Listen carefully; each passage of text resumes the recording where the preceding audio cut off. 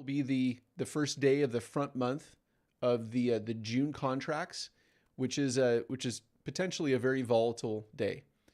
If you look at the Fed Fund futures, and I think this is probably the most kind of amazing thing that we've had in the Fed Fund futures since the 2025 tariff shock, where the markets took a 20% spill, from the February highs that we had earlier in the year. And we're in the process of that type of event right now. 2 Mondays ago, the Fed Fund futures were pricing in a rate cut in June of 2026. And then it fell to December of 2026. And then it rebounded at the beginning of this week and then rolled right back over. And you almost perceive it as being, the direction of the stock market. It's pretty amazing, actually.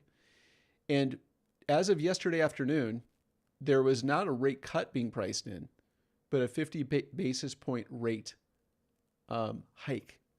Not a cut being priced in, a 50 basis point rate hike. And the Fed Fund futures are, and let's refresh this really quickly here. I want to make sure we get really good update. What does it show? Okay, it is showing a cut back out now in the 15 minutes before the bell, out into December. But we're in March of 2026. We're talking about December of 27 now. December of 27. Amazing move in the perception of inflation expectations moving forward. And it's not priced in. It's not priced into the market. There's a negative correlation, and probably the most important thing that's going on here today is the fact that when you're looking at the euro and the yen, so there are 3 ingredients to a carry trade unwind. First is a dollar strength trade. Got it. The dollar's going straight up in extensions. The euro's going straight down in extensions. We have a dollar strength trade. The second is a negative correlation. Well, we have one. We have a negative correlation.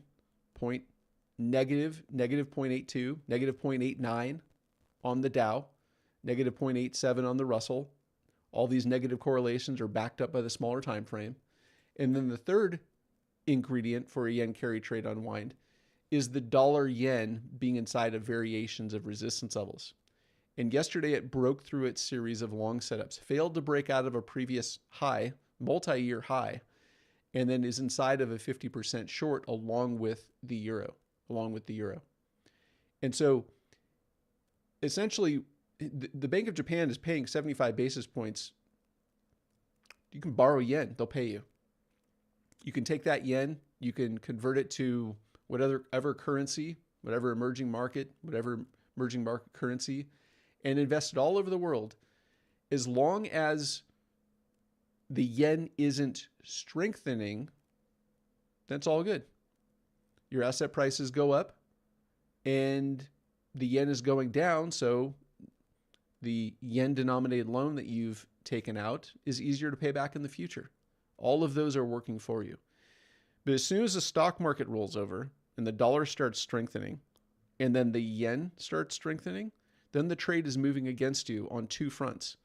In the currency that you've denominated in, and also inside of the actual trade that you are more. This stream continues at eMiniAddict.com. The link is in the description. Join me there for tools and resources for learning measured move trading. I wrote the book on the measured move. Check out the hundreds of others that have learned trading plan development, pattern recognition, money management, and trading discipline with me to become the best, most confident trader that you can be.